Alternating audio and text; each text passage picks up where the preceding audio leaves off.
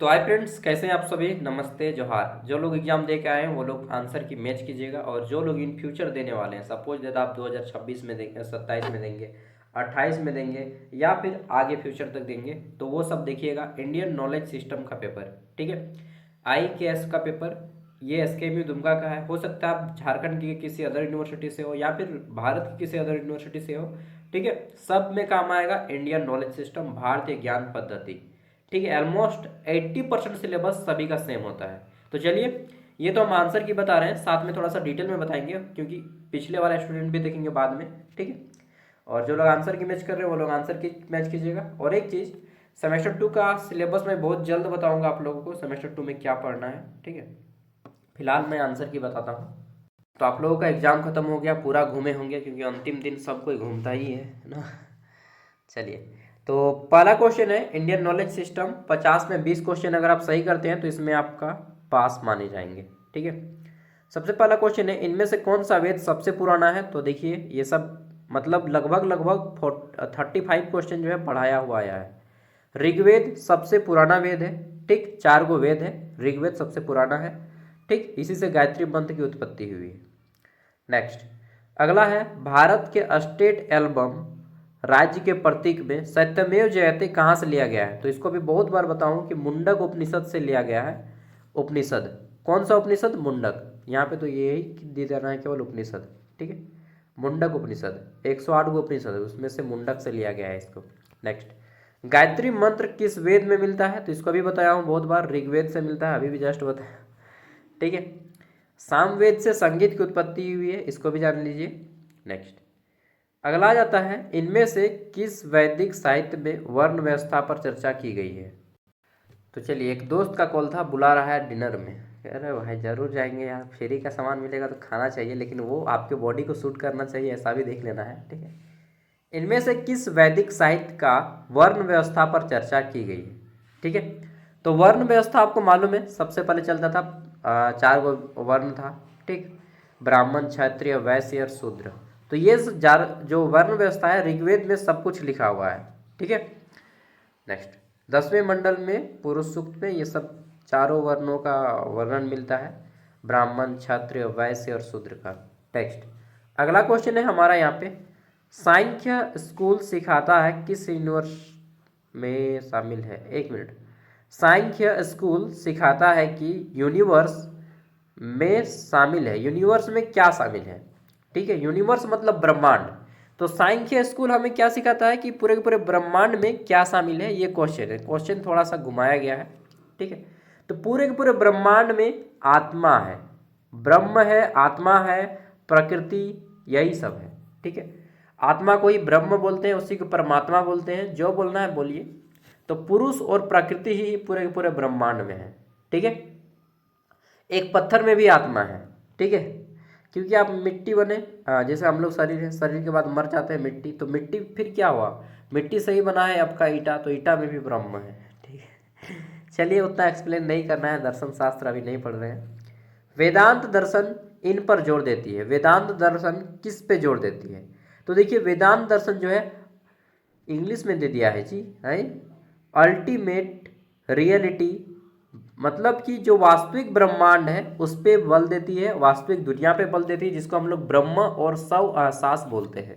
और मैंने एक चीज़ बताया था कि देखिए, जो सबसे लंबा चौड़ा वाला आंसर होगा ना, अगर आपको आंसर मालूम है तो ठीक, नहीं तो अगर ऑप्शन में जो सबसे लंबा सा ऑप्शन रहेगा, सबसे ज़्यादा जिसमें लिखा है, उसको टिक लगा दीजिए, सही हो जाएगा। मैंने बहुत बार बोला आपको ये चीज़। ठीक है, सांख्य दर्शन के संस्थापक कौन थे? पढ़ाया है, कपिल मुनि सांख्य दर्शन के संस्थापक थे। ठीक, नेक्स्ट, कनाड विशिष्ट के हैं, मनु मनु स्मृति के हैं, पतंजलि किसके हैं? योग दर्शन के। नेक्स्ट, IKS की मुख्य खासियत क्या नहीं है। तो इंडियन नॉलेज सिस्टम की खासियत क्या नहीं है बताना है। 3 गो है, एगो नहीं है। समग्र दृष्टिकोण, हॉलिस्टिक डेवलपमेंट, बिल्कुल, मतलब सभी दृष्टिकोण को ध्यान में रखना, इसका एक दृष्टिकोण है। वहनीयता, सस्टेनेबिलिटी, ये इसका एक दृष्टिकोण है या नहीं है? तो वहनीयता भी एक जो है इसका दृष्टिकोण है, मतलब सस्टेनेबिलिटी मतलब ऐसा उपयोग जिससे हमारा भी फायदा हो और हमारे आने वाले पीढ़ी का भी फायदा हो। ठीक है, संतुलित उपयोग जिसको बोलते हैं। भौतिकवाद इसका जो है आदर्श नहीं है या इसका उद्देश्य नहीं है। नैतिक अभिविन्यास भी है, ठीक, लेकिन भौतिकवाद नहीं है। भौतिकवाद मतलब मेटेरियलिज्म, मतलब जितना भी सामान है सबका उपयोग करो, दारू भी खाओ, ठीक है, मांस भी खाओ, मुर्गा भी खाओ, एसी के रूम में रहो साला, ठीक है, रसियन लाओ तो वो ला मतलब भौतिकवाद ना कि पूरा सुख सुविधा का फायदा उठाओ बिना ये सोचे समझे कि उसका फायदा क्या है, गलत क्या है, ठीक, इसी को बोलते हैं भौतिकवाद, मेटेरियलिज्म, ठीक है। मैंने बहुत अच्छे से एक्सप्लेन किया है तो भौतिकवादी दुनिया को आई के सपोर्ट नहीं करता है, इंडियन नॉलेज सपोर्ट नहीं करता है, ठीक है। नेक्स्ट ऑप्शन सी इसका राइट आंसर हो जाएगा। इनमें से कौन वेदांग नहीं है, ठीक है, वेदांग मतलब वेदों का अंग, ठीक है, वेदों का अंग को ही वेदांग बोलते हैं। तो इनमें से कौन वेदांग नहीं है, तो छंद है, ठीक है, निरुक्त है, न्याय या फिर शिक्षा। तो देखिए न्याय जो है ये वेदांग नहीं है, ठीक है, शिक्षा वेदांग है, लेकिन वेदों का अंग न्याय वेदों का अंग नहीं है, ठीक है, न्याय अन्याय ये वेद का अंग थोड़ी है यार। नेक्स्ट अगला जाता है, चारवाक के अनुसार इंसानी जीवन का अंत है। According to Charvaka the end of human life is, ठीक है, तो चारवाक के अनुसार इंसानी जीवन का अंत क्या है, मोक्ष, ठीक है, मोक्ष नहीं नहीं नहीं नहीं, चारवाक के अनुसार नहीं है मोक्ष। चारवाक भौतिकवाद को सपोर्ट करते हैं, इसको ये मेटेरियलिज्म, ठीक है, चारवाक भौतिकवाद को सपोर्ट करते हैं। चारवाक क्या कहते हैं कि पूरा खाओ, पैसा घट रहा है तो उधार लेके खाओ, लेकिन खाओ बेटा, ठीक है, मटन खाओ उधार लेके खाओ, नहीं है उधार लेके खाओ लेकिन खाओ। तो चारवाक जो है मोक्ष की नहीं बल्कि चारवाक भोग को वरीयता दिया है, ठीक है, चारवाक दर्शन किसको वरीयता देता है, भोग को, ठीक है, इंजॉयमेंट। नेक्स्ट तो ये हो जाएगा ऑप्शन बी। गौतम बुद्ध को बिहार में किस जगत पर ज्ञान मिला, तो गौतम बुद्ध को बोध गया में ज्ञान मिलता है, ज्ञान बोधि वृक्ष के नीचे। बोधि वृक्ष मतलब पीपल को ही बोधि वृक्ष कहा जाता है। पीपल वृक्ष के नीचे वे बैठ गए और उनको वहाँ पे एनलाइटमेंट होता है, मतलब कि ज्ञान की प्राप्ति होती है, ठीक, और वहीं पे बोध गया में बुद्ध का बहुत बड़ा प्रतिमा बनाया गया है। ओके चलिए आगे बढ़ जाते हैं। त्रिपिटक किसका पवित्र ग्रंथ है, कभी मौका मिले, पैसा हो, ठीक है, वाइफ हो जाए तो, या फैमिली के मम्मी के साथ, पापा के साथ या दोस्तों के साथ बोध गया घूमने जाइएगा एक बार, ठीक है, चाहे आप किसी भी धर्म के हो, किसी भी मजहब के हो। त्रिपिटक किसका पवित्र ग्रंथ है, तो सूत पिटक, विनय पिटक और अभिधम्म पिटक, ये तीन को पिटक है, उसी को त्रिपिटक कहा जाता है। बौद्ध धर्म के ये ग्रंथ है, ठीक है। नेक्स्ट इनमें से किसने अष्टांगिक मार्ग की दर्शन को बनाया है, ठीक है, तो अष्टांग मार्ग के दर्शन को किसने बनाया है, गौतम बुद्ध ने अष्टांग मार्ग के दर्शन को बताया है। यम नियम प्राणायाम प्रत्याहार ये सब मैंने बताया है, ठीक है, ये अष्टांग मार्ग में शामिल है। गौतम बुद्ध बोलते हैं कि ये सब का पालन करना चाहिए। जैन धर्म में कितने तीर्थंकर हुए, तो 24 तीर्थंकर हैं, 24वें का नाम है महावीर स्वामी। ओके अगला जाता है, जैन धर्म के अनुसार पहला तीर्थंकर कौन है, तो पहले जो है वो है ऋषभ देव, पहले है ऋषभ देव। 23वें है पारसनाथ, जिसके नाम पे झारखंड में पारसनाथ पहाड़ी जो है झारखंड की सबसे ऊंची पहाड़ी, उसका नाम रखा गया है, ठीक, गिरिडीह जिला के मधुबन में स्थित है। आपके जो अरुण पढ़ाते हैं ना हमारे इस चैनल पे, अरुण अरुण वहीं के हैं, ठीक है, मधुबन के, पारसनाथ के सामने ही, उनके पिताजी टोली वहीं पे उठाते हैं, ठीक है। नेक्स्ट तो जैन धर्म के अनुसार पहला तीर्थंकर किसे माना जाता है, ऋषभ देव को, 23वें पारसनाथ को माना जाता है और 24वें महावीर को माना जाता है, ठीक है। बहुत सारे हैं, अजीतनाथ हैं और कौन कौन है। त्रिपिटक किस भाषा में लिखे गए हैं, तो त्रिपिटक, सूत पिटक, विनय पिटक और अभिधम्म पिटक ये पाली भाषा में लिखे गए हैं, क्योंकि बौद्ध धर्म के समय शिक्षा जो है पाली भाषा में दी जाती थी, किसमें, पाली। ओके नेक्स्ट अगला जाता है, जैन धर्म दो संप्रदायों में बटा है, कौन कौन है, तो जैन धर्म दो भागों में बटा है, श्वेतांबर और दिगंबर। श्वेतांबर जो है श्वेत वस्त्र पहनते हैं, सफेद सफेद कपड़ा पहनेगा, और दिगंबर जो है वो कपड़ा ही नहीं पहनेगा, निर्वस्त्र रहेंगे, जिसको नंगा बाबा बोलते हैं, ठीक है। तो मेरी मम्मी बोलती थी बचपन में कि पारसनाथ मत जाना, ठीक है, वहाँ पे नंगा बाबा रहते हैं रियलिटी में पारसनाथ में नंगा बाबा रहते हैं, मतलब कि दिगंबर समुदाय के जैन धर्म के लोग वहाँ पे रहते हैं, ठीक है। तो जैन धर्म दो भागों में बटा है, श्वेतांबर और दिगंबर। श्वेतांबर जो सफ़ेद कपड़े पहनते हैं, दिगंबर जो कपड़ा नहीं पहनते हैं, ठीक है, ठंडा के दिन में भी वैसा है। अजीब लगता है ना, हाँ बिल्कुल। आप में से कोई अगर जैन धर्म के होंगे तो आपको मालूम होगा जैन धर्म पालन करना बहुत कठिन है, टॉप, ठीक है। बौद्ध के चार आर्य सत्य क्या हैं, चार आर्य सत्य को क्या कहते हैं? तो देखिए बुद्ध के जो चार आर्य सत्य हैं इसको क्या बोलते हैं? आर्य सत्य, दुख सत्य, अनुसत्य या महाव्रत। देखिए इन सभी को आर्य सत्य ही कहा जाता है।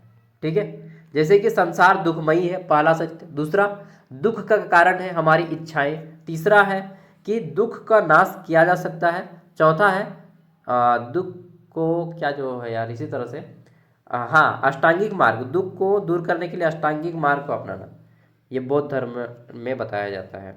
कौन सा पुराण मौर्य वंश के बारे में जानकारी देता है? ठीक है, which Purana provides information about the Maurya dynasty. ठीक है, तो मौर्य वंश के बारे में कौन सा पुराण जानकारी देता है? माफ कीजिएगा दोस्तों, क्या बताऊं, मैं जब 10-15 मिनट क्लास ले लेता हूँ ना तो मुझे जमा ही आना लाजमी है। ओके, तो विष्णु पुराण जो है मौर्य वंश के बारे में जानकारी हमें देता है। ओके, रामायण में रामायण कितने कांड हैं किताब में? जैसे आपने सुना होगा बाल कांड, ठीक है, लवकुश कांड, ठीक है। तो इस तरह से जो रामायण में कांड को बांटा गया, 7 कांड में बांटा गया है। ठीक है, कितने कांड है? 7 कांड। ठीक है, कांड, कांड मतलब बहुत बड़ा कार्य।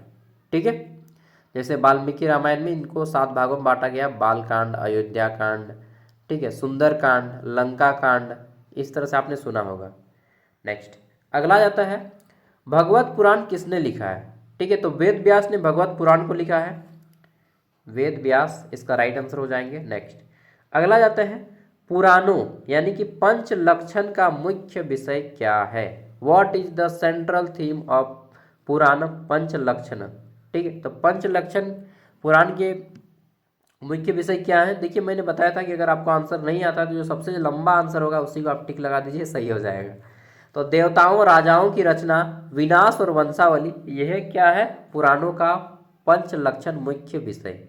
ओके, नेक्स्ट अगला आ जाता है, which of the following Indian school of philosophy does not reject वैदिक अथॉरिटी? यानी कि इनमें से कौन सा भारतीय दर्शन शास्त्र वैदिक मान्यता को स्वीकार नहीं करता? तो देखिए वैदिक मान्यता को कौन स्वीकार नहीं करता है, ये इसमें पूछा गया है। देखिए अभी मैंने एक चीज़ बताया कि ये जो है ना, क्या जो है यार, अरवाक है ना, अच्छा चारवाक नहीं है, चलिए मुझे लगा चारवाक है। अरवाक दर्शन ये मान्यता को स्वीकार करता है, बौद्ध दर्शन स्वीकार करता है, लेकिन सांख्य दर्शन स्वीकार नहीं करता है, जो कि कपिल मुनि के द्वारा लिखा गया है। ये सांख्य दर्शन स्वीकार नहीं करता है। ठीक है, सांख्य दर्शन कपिल मुनि के द्वारा लिखा गया है, और ये जो है आपके भारतीय दर्शन शास्त्र की वैदिक मान्यताओं को स्वीकार नहीं करते हैं। ठीक है, मुझे नहीं लगता था कि इतना डीप पूछेगा, लेकिन 1-2 क्वेश्चन डीप पूछ दिया है। अगला है, संगम साहित्य में पूरम क्या है? तो आपको मालूम है कि संगम साहित्य तमिल में लिखी गई साहित्य को संगम साहित्य कहते हैं, और पूरम मतलब होता है सार्वजनिक जीवन। देखिए एक चीज़ मैं हमेशा बोलता हूँ कि जो लंबा आंसर रहता है ना, ये आपको हिंट देता है। देखिए एक्सटर्नल दिया है, फिर स्लेस देके पब्लिक लाइफ भी दिया है कि नहीं समझ सकता है तो पब्लिक लाइफ से समझो। ठीक है, तो ऑप्शन सी इसका राइट आंसर हो जाएगा, सार्वजनिक जीवन। ठीक है, पब्लिक लाइफ, पूरम मतलब पब्लिक लाइफ, सार्वजनिक जीवन। चलिए ये सब आपको हिंट दे रहा है कि देखो रे भाई, यहाँ पे हिंट दिए है कि स्लैश है, इंग्लिश का ऑप्शन देखिए। अगर ऑप्शन नहीं रहेगा तो ये स्लैश देगा ही नहीं, अगर ये सही ऑप्शन नहीं रहेगा तो। ठीक है, क्योंकि उतना कौन माथापेची करने जाएगा। नेक्स्ट, अद्वैत वेदांत किसका योगदान है? अद्वैत वेदांत तो आदि शंकराचार्य का अद्वैत वेदांत है, मतलब कि पूरी ब्रह्मांड सिर्फ एक है। ठीक है, चाहे आप उसे अल्लाह बोलते हो, चाहे अकबर बोलते हो, चाहे ईसाई में धर्म में मानते हो, चाहे बौद्ध धर्म में, चाहे जैन धर्म में, चाहे हिंदू हो, चाहे यहूदी हो, कुछ भी हो, समस्त विश्व एक है। एकेश्वरवाद को मानते हैं आदि शंकराचार्य। ओके, किस भारतीय खगोल शास्त्री को आर्यभट्टियम किताब का श्रेय दिया जाता है? तो इसको बहुत बार बताया है कि आर्यभट्ट ने, ठीक है, इसको किताब को लिखा है। आर्यभट्ट एक बहुत बड़े गणितज्ञ और खगोल शास्त्री थे। ठीक है ना, चलिए आगे बढ़ते हैं। क्वेश्चन है, किस किताब को एस्ट्रोनॉमी यानी कि खगोल पर एक पुराना भारतीय ग्रंथ माना जाता है? ठीक है, अर्थशास्त्र बिल्कुल नहीं होगा, सूर्य सिद्धांत या नाट्य शास्त्र, नाट्य शास्त्र तो नाटक से है, कामसूत्र, कामसूत्र तो भाई इसका तो अलग फंडा है। तो यहाँ पे क्या हो जाएगा? सूर्य सिद्धांत। सूर्य भी एक क्या है? ग्रह है। ठीक है, सूर्य एक तारा भी है, एक ग्रह भी है, जो बोलिएगा इसको। ठीक है, सूर्य जो है हमारे सौरमंडल का केंद्र है या माँ बाप बोल लेंगे। सूर्य हमारे सौरमंडल का माँ बाप है। ठीक है, सूर्य नहीं रहेगा तो सौरमंडल में अंधेरा छा जाएगा यार, खास तौर पे हमारे पृथ्वी पे। पंचांग किस में मदद करता है? पंचांग मतलब क्या होता है? कैलेंडर। ठीक है, व्हाट डज पंचांग हेल्प विद? तो पंचांग स्पेस ट्रेवल में मदद करता है, समय गणना में मदद करता है, मौसम अनुमान में मदद करता है, या सिर्फ ज्योतिष में मदद करता है? तो पंचांग किस में मदद करता है? देखिए आंसर तो इसका होना चाहिए ऑल ऑफ दिस, लेकिन यहाँ पे सिर्फ ज्योतिष नहीं होगा, समय गणना दे दीजिए, टाइम कैलकुलेशन। ठीक है, टाइम कैलकुलेशन राइट आंसर हो जाएगा। हालांकि ये सब में मदद करता है थोड़ा थोड़ा। ठीक है, लेकिन यहाँ पे आपको देखना है कि कौन एक्चुअल में ज़्यादा सही है। तो समय की गणना करता है। ठीक है, कैलेंडर क्या करता है? समय की गणना करता है। नेक्स्ट अगला है, पुराने जमाने में भारतीय किस तरह के स्टडी मेथड का इस्तेमाल करते थे? किस तरह के पढ़ाई की पद्धति का उपयोग करते थे? रैंडम गेसिंग मतलब अनपढ़ अनुमान लगाओ नहीं, या सिस्टमेटिक ऑब्जर्वेशन? सिस्टमेटिक मतलब सही एक तरीके से अनुमान लगाना, या फिर अंधविश्वास में मानना या मिथक मानना? क्या दीजिएगा? जो सबसे अच्छा ऑप्शन लगता है। ठीक है, व्यवस्थित अवलोकन, सिस्टमेटिक ऑब्जर्वेशन। ओके, नेक्स्ट आगे बढ़ जाते हैं। 30 नंबर क्वेश्चन, इसमें क्या पूछा गया है कि योग का कौन सा तरीका आध्यात्मिक ज्ञान पाने के लिए बिना स्वार्थ के काम करने और ड्यूटी पर जोर देता है? योग का कौन सा तरीका आध्यात्मिक ज्ञान पाने के लिए, ठीक है, और बिना स्वार्थ के काम करने और ड्यूटी पर जोर देता है? तो इसको क्या बोलते हैं? भक्ति योग, कर्म योग, राजयोग या ज्ञान योग? देखिए आध्यात्मिक भी बोला, यहाँ पे आपको ध्यान देने वाली बात है। ठीक है, और बिना स्वार्थ के काम करना, तो जिसको बिना स्वार्थ के काम करना बोलते हैं ना, मतलब आप इसलिए लोगों की मदद कीजिए ताकि आपको धर्म ना हो, आप इसलिए लोगों की मदद कीजिए ताकि ये आपका कर्तव्य है, इट्स योर ड्यूटी। ओके, तो ये कर्मयोग बोलते हैं इसको। भक्ति योग तो केवल भक्ति पे ध्यान करता है, राजयोग तो राजपाट में, ज्ञान योग तो केवल ज्ञान बांटना, लेकिन कर्म योग ऑलराउंडर है। ठीक है, कि हम भाई कर्म करेंगे, लोगों की मदद करेंगे, चाहे वो उसके लिए हमें श्रेय दे या ना दे। एक एग्जाम्पल बताता हूँ, जैसे कि मैं मंदिर में जाता हूँ ना, मैं अपना गांव में जाता हूँ, रांची में रहता हूँ, जब मैं जाता हूँ अपना गांव बोकारो, ठीक है, तो मैं मंदिर में जो पुजारी रहते हैं उन लोग को फल उल देता हूँ। और जैसे कि मैं थोड़ा सा टाइम टेकिंग हूँ, तो बाहर के लोगों को बोल देता हूँ कि ये फल उल दे दीजिएगा। ठीक है, बोलता है क्या कह देवे, सागर दिलाओ? कह नहीं नहीं नहीं, सागर का हमारा नामो ना लियो, खाली कह देवे कि एगो लौक दिलाओ बस। ठीक है, तो ये होता है, मतलब मैं तो बहुत तुच्छ प्रकार का ये एग्जाम्पल दिया हूँ। मैं एक एग्जाम्पल देना चाहता हूँ कि बिना अपना फ़ायदा सोचे, बिना अपना निजी फ़ायदा सोचे लोगों की मदद कीजिए। ठीक है, मेरा क्या फ़ायदा होगा, घंटा तुम्हारा फ़ायदा होगा। ऐसा आदमी सोचेगा तब तो फिर हो गया भारत महान। ठीक है, अपना फ़ायदा सोचे बिना लोगों की मदद कीजिए जहाँ तक आप कर पाएँ। ठीक है, हाँ, लेकिन हर जगह नहीं भाई, इस बात को भी ध्यान में रखना है। योग में आसन शब्द का क्या मतलब है? योग में आसन शब्द का मतलब होता है शारीरिक मुद्राएं। ठीक है, शारीरिक मुद्रा होता है, फिजिकल पोस्चर होते हैं। नेक्स्ट अगला जाता है, जैसे कि हम लोग बोलते हैं ना सुखासन, सुखासन मतलब जमीन पे बैठना। ठीक है, नेक्स्ट प्राणायाम मुख्य रूप से निम्नलिखित केंद्रित करता है। तो प्राणायाम क्या है? सांस पर कंट्रोल, शारीरिक व्यायाम या एकाग्रता की तकनीक या नैतिक नियम? देखिए मैंने बताया था कि प्राणायाम डेली करना चाहिए, ये आपके सांस को क्या करता है? कंट्रोल करने का काम करता है। एक हाथ से सांस लेते हैं, एक हाथ से सांस छोड़ते हैं। ठीक है, तो प्राणायाम क्या है? सांस पे कंट्रोल है, ब्रीथ कंट्रोल है। ऑप्शन ए इसका राइट आंसर हो जाएगा। इनमें से कौन आस्तिक स्कूल से संबंधित है? एक होता है नास्तिक, होता है आस्तिक। आस्तिक, ठीक, मतलब जो भगवान पे विश्वास करता है। एक होता है नास्तिक, जो भगवान पे विश्वास नहीं करता है। ठीक है, तो आस्तिक स्कूल से संबंधित है, यानी कि भगवान को विश्वास करता है। ठीक है, एक तरह से मतलब ये तो उतना अच्छा एग्जाम्पल यहाँ पे नहीं मिला है ऑप्शन में। योग को मारिए योग। ठीक है, योग। नेक्स्ट आगे देख लेते हैं, अगला क्वेश्चन आ जाता है हमारा यहाँ पे। आयुर्वेद एक पारंपरिक दवा प्रणाली है, इसकी शुरुआत किस देश में हुई? तो सिंपल सा बात है भाई, हम लोग भारत पढ़ रहे हैं तो भारत ही इसका राइट आंसर हो जाएगा। ठीक है, और आयुर्वेद का अब आएगा आपका वात पित्त दोष और क्या बोलते हैं सुश्रुत और चरक संहिता वगैरह वगैरह आएगा। इनमें से कौन सा दोष वायु और आकाश तत्वों से जुड़ा हुआ है? देखिए वात, वात मतलब होता है वायु और आकाश, ठीक है, वायु और आकाश, इसी को वात कहते हैं, ठीक है। तो ये आपका राइट आंसर हो जाएगा वात, ठीक है। पित्त क्या होता है? पित्त में आपका अग्नि होता है, पित्त में आपका अग्नि और जल होता है, ठीक है। और कफ में क्या होता है? तो पृथ्वी और जल होता है। ओके, नेक्स्ट वात पित्त कफ, इसको एक बार हो सकता है आपका नेक्स्ट में पूछ ले, इसको समझ लीजिए अच्छे से, क्योंकि हो सकता है नेक्स्ट सीटिंग में पूछ ले। ये तीन दोष होता है हमारे शरीर में, तीन प्रकार के दोष होते हैं जिसके कारण हमारा शरीर में या तो बीमारी आता है या फिर कोई मतलब क्या बोलते हैं निरोग होता है, ठीक है। तो अगर आप ये तीनों दोष कंप्लीट आपके बॉडी में कंट्रोल है तो आपको कभी कोई बीमारी नहीं होगी, चाहे आपका 100 साल पार क्यों ना हो जाए, ठीक है।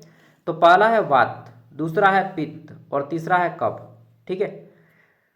आप चाहे तो इसको नोट डाउन कर सकते हैं। वात, वात में वो बीमारी होती है जो किसके कॉम्बिनेशन से होता है? आइदर, ठीक है, और प्लस एयर, ये वात अभी हम लोगों ने पढ़ा जिसको, ठीक है। पित्त क्या है? इसमें अग्नि और वायु सॉरी अग्नि और जल को ध्यान में रखना है। और कफ में क्या आपको ध्यान में रखना है? पृथ्वी और जल, ठीक है। पृथ्वी और जल, पृथ्वी आएगा आपका कफ में, ठीक। पित्त में आएगा अग्नि और पानी, पानी दोनों में कॉमन है, ठीक है। पृथ्वी आ गया तो आपका कफ है, अगर अग्नि आ गया तो आपका पित्त है, ठीक। और हवा आ गया, हवा किस में है? वात में। तो इसको नोट कर लीजिएगा दोस्त, हो सकता है पूछ ले। तो ये जो वात है किससे जुड़ा हुआ है? वायु दोष और आकाश, ठीक है। आकाश और वायु, वायु मतलब वात, ठीक है। पित्त मतलब क्या आएगा? जल और अग्नि। और कफ मतलब पृथ्वी और अग्नि या जमीन और अग्नि, ठीक है। नेक्स्ट सॉरी जमीन और पानी। नेक्स्ट अब आगे बढ़ते हैं, वात पित्त कफ हो गया, तो ये आपका वात राइट आंसर हो जाएगा। क्वेश्चन है 36 नंबर, आयुर्वेद में प्रकृति का मतलब क्या है? प्रकृति मतलब जीवन शक्ति ऊर्जा या व्यक्ति की बनावट या टॉक्सिक का जमा होना या मन का कन्वेंशन। तो आयुर्वेद में प्रकृति का मतलब होता है जीवन शक्ति ऊर्जा, ठीक है, लाइफ फोर्स एनर्जी, इसी को बोलते हैं जीवन शक्ति ऊर्जा। ओके, नेक्स्ट आगे देख लेते हैं। अगला जाता है, एक मिनट, यहाँ पे ना मैं गलत बताया यार, ये व्यक्ति की बनावट होगा, मतलब यहाँ पे लिखना चाहिए व्यक्ति की प्रकृति के आधार पर, ठीक है। देखिए कुछ व्यक्ति जो होते हैं ना वात प्रकृति के होते हैं, कुछ व्यक्ति कफ प्रवृत्ति के होते हैं और कुछ व्यक्ति जो है पित्त प्रकृति के होते हैं। कुछ को देखिएगा कि उनका बॉडी ही बहुत उनका बॉडी ठंडा के दिन में बहुत कंफर्टेबल रहेंगे और गर्मी के दिन में उनको दिक्कत होगा। कुछ व्यक्ति गर्मी के दिन में कंफर्टेबल रहेंगे, ठंडा के दिन में दिक्कत होगा। तो ये डिपेंड करता है कि व्यक्ति किस प्रकृति का है, वात प्रकृति का है, पित्त का या कफ का, ठीक है। तो व्यक्ति की बनावट यहाँ पे ज़्यादा सही लगती है, बाकी इसमें ए और बी कोई भी हो सकता है। अब देखिए 20 मिनट हो चुका है, आपको थोड़ा सा रिलैक्स रहना है 5 मिनट, उसके बाद फिर वीडियो को कंटिन्यू करेंगे। चलिए और कुछ क्वेश्चन बचे हुए हैं, 13 क्वेश्चन है। आयुर्वेद के अनुसार इंसान का शरीर 3 बुनियादी एनर्जी से बनता है, जिसे हम क्या कहते हैं? तो जिसे हम कहते हैं वात पित्त और कफ, ठीक है, वात पित्त और कफ कहते हैं। नेक्स्ट आगे देख लेते हैं 38 नंबर क्वेश्चन, इसमें केवल इंग्लिश का ही वर्ड दिया गया, हिंदी का वर्ड नहीं दिया गया। The concept of Ayurveda primarily deal with, तो आयुर्वेद किससे जुड़ा हुआ है मुख्य रूप से, ये पूछा गया है, ठीक है। तो दवा और उपचार से जोड़ा गया है, दवा और उपचार, ठीक है। इसका राइट आंसर हो जाएगा ऑप्शन बी, दवा और उपचार। नेक्स्ट आगे देख लेते हैं, क्वेश्चन है हमारा यहाँ पे, आयुर्वेद में धातु प्रणाली शरीर के टिश्यू यानी कि ऊर्जा को कितने मुख्य प्रकारों में बांटती है?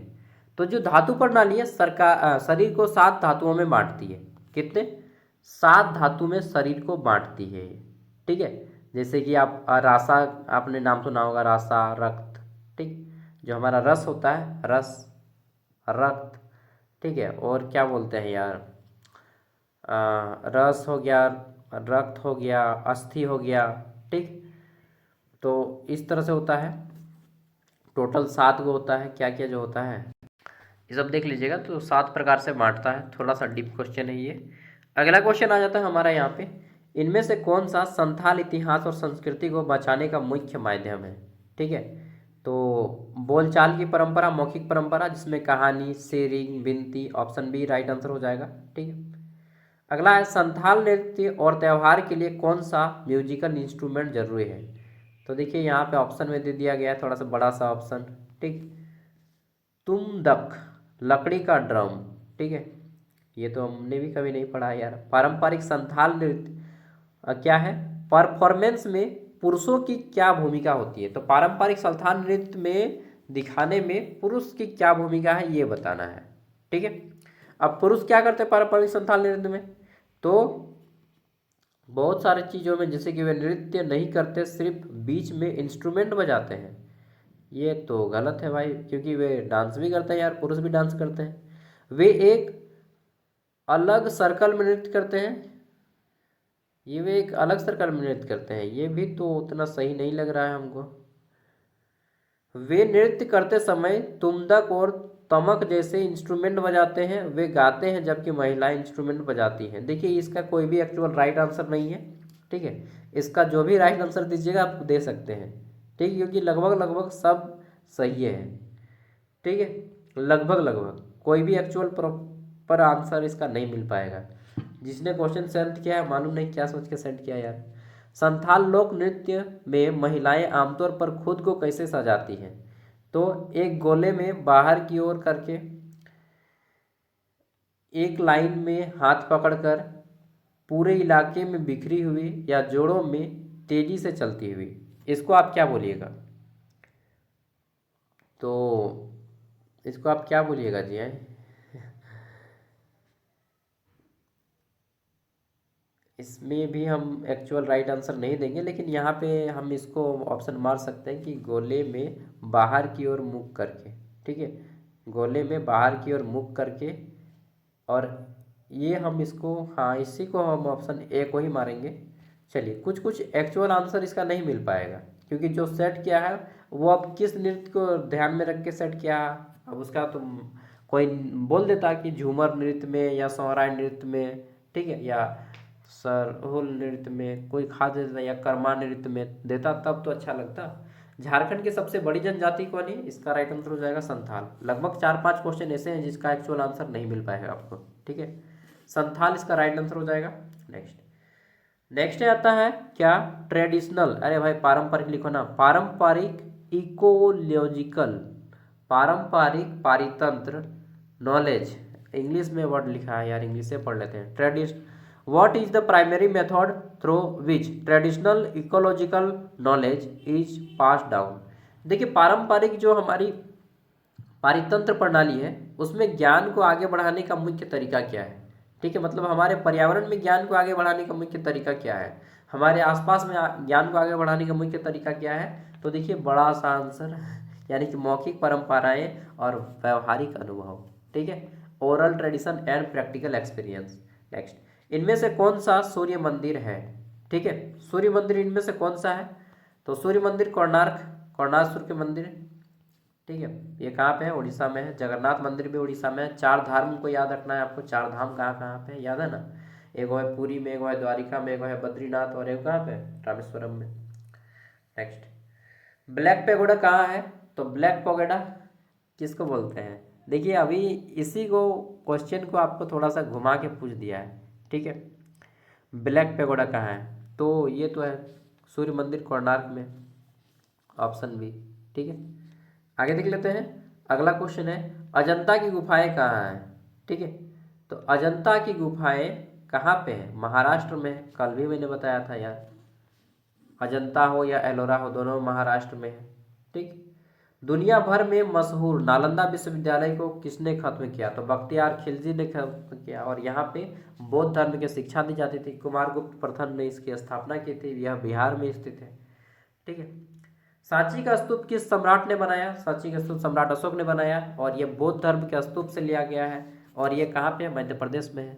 चलिए नेक्स्ट को तैयारी कर लीजिएगा अच्छे से। और मैंने 4 गो टॉपिक करवाया है, नहीं 3 टॉपिक करवाया है और एक टॉपिक, हाँ टोटल 4 टॉपिक करवाया है। ठीक है, उसको कर लीजिए, पक्का पास हो जाएंगे। 20 क्वेश्चन सभी तो सबका सही हुआ होगा, 18-20 हुआ है, सही हुआ है ना, तो मान के चलिए 20 आपका हो जाएगा। ठीक है, क्योंकि पासिंग मार्क्स मिल जाएगा आपको, टेंशन मत लीजिए। थैंक यू, बाय, मिलते हैं अगली वीडियो में। और जिनका एग्ज़ाम हो गया वो लोग 1-2 दिन वेट कीजिए, मैं आपको सेमेस्टर 2 का सिलेबस बताऊंगा डिटेल में। अभी थोड़ा एग्जाम चल रहा है नीलांबर पीताम्बर यूनिवर्सिटी पलामू का। ठीक है, उसके बाद मैं डिटेल में सिलेबस बता दूंगा, आप लोग फिर पढ़ते रहिएगा। फिर क्लास आप लोग का चलेगा। अभी एग्ज़ाम हुआ है तो आपका रिजल्ट आएगा 2 महीना बाद, यानी कि अप्रैल मई, मई तक रिजल्ट आएगा, मई या जून में आपका। ठीक है, और क्लास आपका मई में शुरू कर देंगे मई।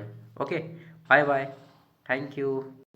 तो टाटा बाय बाय। ठीक है, देखिए आप लोग मुझे एग्ज़ाम के टाइम में ही याद करते हैं, क्योंकि एग्ज़ाम के टाइम बिना कौन पढ़ाई करेगा यार, मतलब कोई नहीं पढ़ता, मैं भी नहीं पढ़ता था। ठीक है, ग्रेजुएशन में जब एग्ज़ाम आता है तभी पढ़ता हूँ। ठीक है, तो पढ़ाई के टाइम में ही मुझे याद कीजिएगा, बाकी टाइम में नहीं कीजिएगा। कभी कभी अगर कुछ ज़रूरी चीज़ मैं डालता हूँ तो उसको देख लिया कीजिएगा। ठीक है, और बीच बीच में आप एक बार चेक करके देखते रहिएगा कि हमारा कुछ आया है क्या। मैं प्लेलिस्ट बना दिया हूँ यूट्यूब पे, प्लेलिस्ट में आपको सर्च करना है SKM दुमका, जाके सेमेस्टर 1 में जाइएगा, प्लेलिस्ट में वीडियो देखिएगा, कोई हमारा इंपॉर्टेंट वीडियो आया है क्या, सेमेस्टर 2 वाले में जाके देखिएगा। ठीक है, चलिए। और 24 से 28 जो सेशन है आपके सीनियर वालों का, उससे आपका सिलेबस मैच करता है या नहीं वो मैं नेक्स्ट वीडियो में बताऊंगा, सेमेस्टर 2 का जब सिलेबस बताऊंगा आपको। ठीक है, थैंक यू, बाय दोस्तों, जोहार, मिलते हैं अगली वीडियो में।